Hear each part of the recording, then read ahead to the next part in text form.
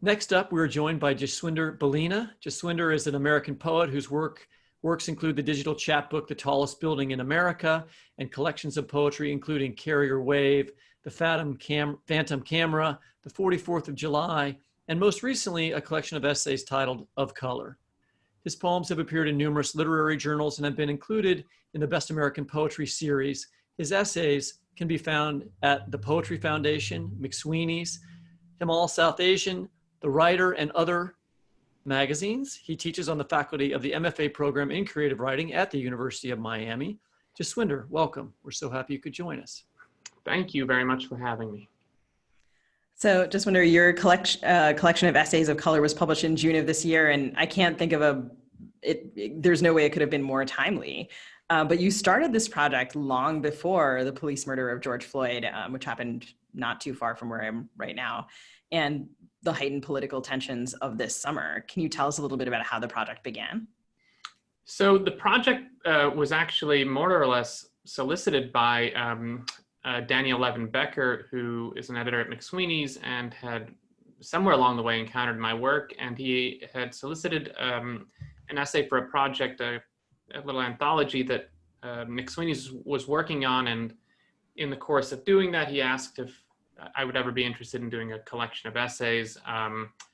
And, you know, I said, sure. I didn't know if I had enough work. I had never really deliberately set out to write a book of essays, but I had written many over the past roughly 9 years. And so this was about 2 years ago, and we, you know, one thing led to another, as it does. And the book got greenlit and we were ready to go. And it's a strange thing that it came out just before. In fact, it was scheduled to come out in March, and then due to the virus and a couple of things, we pushed the release date back to June, and there it was. It dropped in the midst of this incredible moment of social upheaval grounded in this country's history of racial intolerance and injustice. And so, you know, it was just an odd moment, because the book felt, as you say, maybe timely, but of course it was written and ready to go long before the actual events it was published into, which I think happens across publishing often. But so that's a little bit of background on where it came from and how it landed when it did. Yeah, timing in the publishing world is like, I don't know, it's like shooting an arrow that's going to land 5 years later, and you have no idea like when it's if it's going to hit anything or what's going to happen. But you know, this is our summer books, you know, episode, and if there's ever been a summer when the summer books are anti-racist literature, this is it. You know, I mean, books like How to Be an Anti-Racist and White Fragility and So You Want to Talk About Race have been on the bestseller list, which is not a common thing in America. We have been talking about debating and sort of kicking around this idea of whether or not summer reads are meant to be an escape from reality or not. Whereas books like those, and including your own collection, feel different, like a long, hard look in the mirror. Why do you think people, well, I mean, one obvious reason why people are ready for this material now, we've already talked about, is that there have been generationally significant protests across the country on this issue. But are there other things that you think are driving us to this moment, making these books what people want to read now? What it tells you, I think, is that for the last 5-10 years, writers of color have increasingly kind of moved into positions where they're going to be writing these kinds of books. Fortunately, and maybe cynically a little bit, publishing seems to have caught up to that trend that there's this content out there, there is an audience for it. And so I'm guessing that a lot of these projects got moving in a slightly different context, but just happened to all land at the same moment. And I think what that tells me is that this has been building over several years. The fact that it's all happened at once is maybe a coincidence, or maybe there really has been the beginnings of a kind of sea change in publishing, where on the cynical side, publishers may realize they can make a profit off of this, but on the optimistic side, publishers want to give voice to all of these writers who are out here trying to talk about these issues. Publishing is always cynical. Mm-hmm. I've been reading this Malcolm X biography. My agent is part of an agency, the Reynolds agency, and Paul Reynolds, the agent, was Alex Haley's agent, who was writing the autobiography of Malcolm X. So throughout this biography of Malcolm X that I've been reading, there are these Alex Haley like writing these letters to Paul Reynolds, explaining why this book's going to really sell, you know. And every time something terrible happens to Malcolm X, he's like, "This is really going to drive sales." You know, it's interesting to hear that in the background. It's so weird, and I will give absolute credit to Daniel, who's a wonderful collaborator as an editor on this. He didn't have an ounce of that, you know. He really just kind of believed in the work, and he said this is a book that we should publish. And so I was at least spared. There were conversations maybe somewhere in the background about that, but yeah, I would be. That is something you and I would love to hear everything you know about that, because that's fascinating to even hear here. It's interesting the way in which I remember seeing on Twitter, I'll have to try and figure out where I spotted this tweet, but it was a bookseller saying that, you know, it was great to see these books at the top of the bestseller list, but also that some people had placed orders for these books and not picked them up, that there was a kind of virtue signaling. I wonder how virtue signaling is driving those sales. And so I'm curious to hear, especially since the first essay, you know, you published that first essay in 2011, and then it's one thing to have an audience that's interested, and it's another thing to have an audience that's smarter, right? And you're talking about the writers over this period of time gaining different kinds of energy and motivation from different political shifts in the environment. And I wonder how that has been for readers. Because I mean, I think now, I don't know, the bestseller lists are saying that people are willing to pick these books up. But I wonder, when you go back and revise an essay for a collection, and you publish that essay in 2011, do you think about your audience differently, or are you sort of like, my reader's smarter now? When I started writing, Ta-Nehisi Coates hadn't written his last two books, right, and published them. There are books that have come out in the intervening years that articulate some things along the lines of what I'm articulating, and there are many books that have come out that articulate things that I believe in and want to talk about far better than I do, you know. So in terms of making edits, making changes, yeah, we tried to update the book to 2019. And then 2020 happened, you know, and you just realize there's no way to keep up. You just put out an earnest thought and hope that it sticks. Well, let's talk about 2020 for a second, because, you know, we've been talking about the protests following the police killing of George Floyd. What has that experience been like for you? And when you look back on this project, are there essays that have different resonance for you? It's strange. I think that what has happened in the past several months, I am angrier than I have ever been in my entire life when it comes to this question of race. I find myself kind of really, you know, as much as I'm able to in my life, I'm kind of feeling that anger and kind of flying off a handle in a way that I hadn't. And I don't think I ever had while I was writing these books. There was a way in which I feel like, and I talk about this in the book, that I was raised to kind of downplay these issues, to not make them central to my identity or to my life. And part of that is the pressure of assimilation. You're taught to kind of fit in as best you can. Don't ruffle too many feathers. I think what was horrific and different about this particular murder, because we know that there have been countless others for decades and decades, centuries even, is I think that video that we all were subjected to and needed to see, there is something about that video that you get the sense that you're watching a man die right in front of you. And that is a very different kind of thing, I think, for a mainstream audience, for anybody to encounter. It's different even than hearing about a killing, to actually witness something like that. And I think there's some kind of visceral response that is brought forth when you witness a thing like that. And I think that visceral response had a lot to do with why these protests exploded in the way that they did. But, you know, for me, so looking back on this book, which is in keeping with myself, my personality, which has always been a little bit more methodical, a little bit hesitant to be over expressive of anger or any one emotion. I tend to be a little bit more analytical, I think. And so there is a way in which I look back at this book in the aftermath of what's happened and wish it could somehow capture now the things that I'm feeling this year. But of course it can't, the book is written, it's done. And so, I think the events of this year have been tough as a person, as a human, as a citizen, as a parent, as a person of color, but also as a writer. How you feel like you can't write at all, and maybe that's okay, but it does do a strange thing. It spurs me to want to write more and maybe capture some of what I'm feeling now. But yeah, I think that's the honest answer, is that it puts the book in a different light for me.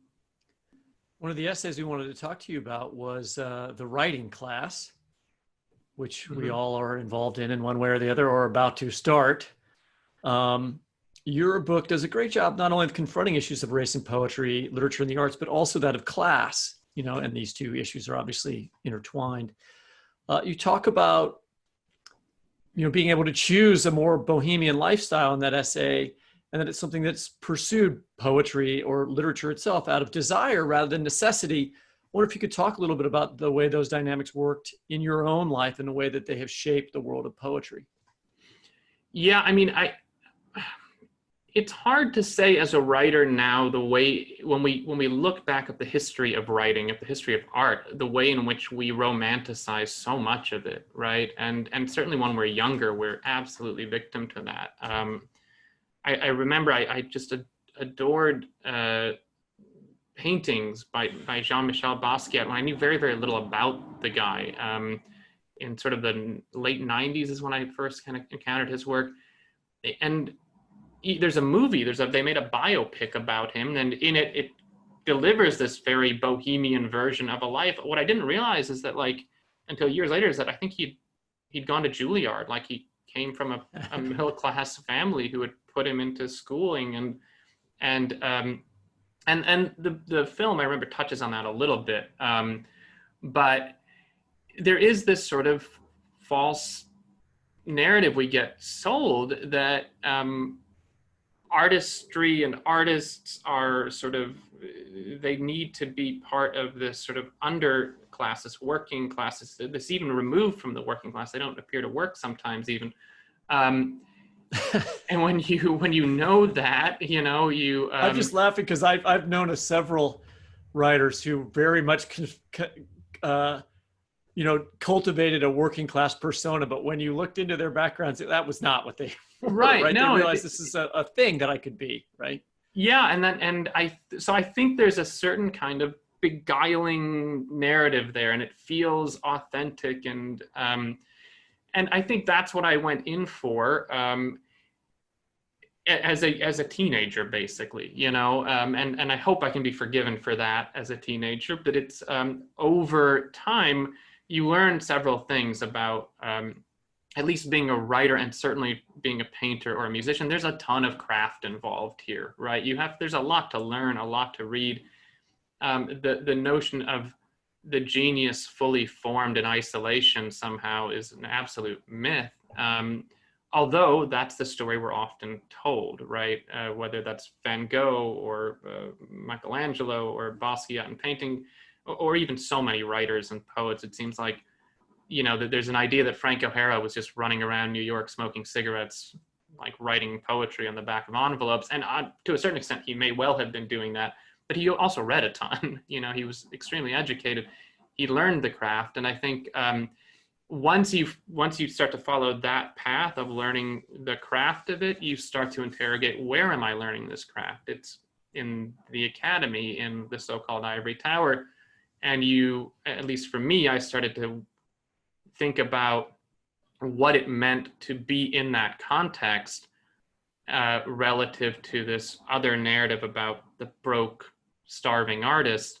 And that's when it began to, and it might be obvious, it's obvious to me now, but of course I'm 20 years older now, but it was the first time that it dawned on me, like, oh crap, I'm actually quite lucky, and there's a lot of different kinds of structural things that had to occur, a lot of sacrifices made by other people, my family, my parents especially, to give me what we now very regularly refer to as privilege. And even as coming from a working class family who were immigrants, their working gave me that privilege. And so, once you start to question that, you lose, at least I lost a certain degree of, I don't know, the kind of carefreeness of it all.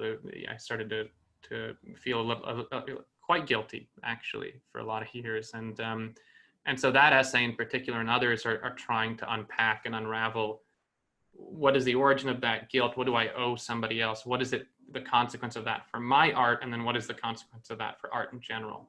We've been talking a little bit about summer reading as a form of escapism and whether that's true or untrue, but it's impossible to escape the reality that in less than 74 days, the US is holding its presidential election. I feel a surge of hope and nausea simultaneously as I say that. Central to those debates at this point is the issue of race, and especially Kamala Harris's identity and the terms used to describe it: biracial, Black, African-American, South Asian, Desi, Asian American, Tamil Brahmin, have been interrogated and questioned. And I'm curious about what you think about those conversations that have been going on, especially intensely in like the past several days. I will be honest, it was extremely emotional. I don't know how else to describe it. Like, you knew that Kamala was the front runner from the outset, the kind of wire to wire in all of the 538 and other places where they track these things. She seemed to be the favorite. But then the moment that it's actually announced, the gravity of that strikes you, and how personal it feels that she is Desi, that she is of South Asian origin, that she is Black, that she does stand for all of these different things, that she's Jamaican, and here in Miami, that there are communities here for whom that's extremely important. So there's a scene from another essay in this collection called My People that I loved and really wanted to talk about with you. It describes the relationship between your father and an immigrant neighbor. They bond over commonalities, but without giving too much away, one of those histories that they bond over is revealed as being quite ugly. And there's this scene.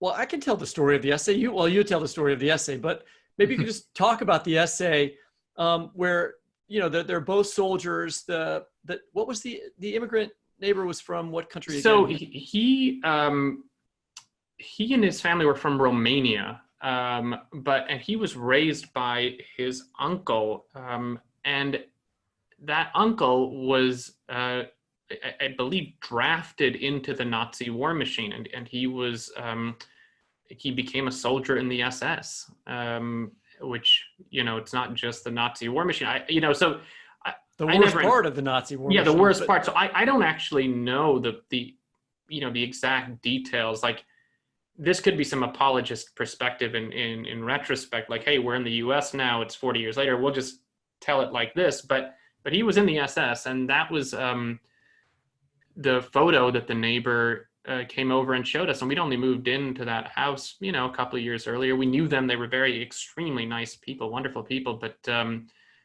yeah, one day after having lunch at our house, the following day, that the neighbor, he had seen a photograph of my grandfather in full military regalia from World War II, and my grandfather, my paternal grandfather, was a subedar, which is the highest rank he could have achieved as an Indian in the British military. And there's this photograph of him in his turban, and it's black and white in front of a brick wall, and he's got his full uniform on. And the neighbor must have seen that, and sort of as a gesture of neighborliness, brought over a photograph of his uncle that he was so excited to show my father.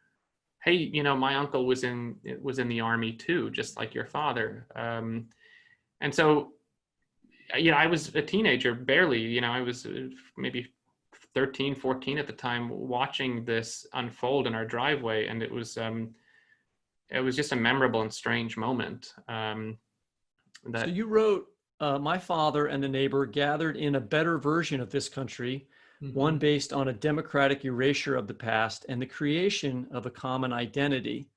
There's a lot of lines to that remind me of things that Ralph Ellison talks about, who's one of my personal favorite writers. But I wondered if you could talk about how to balance erasure that's necessary to move forward with an identification of the realities that the past and the present hold.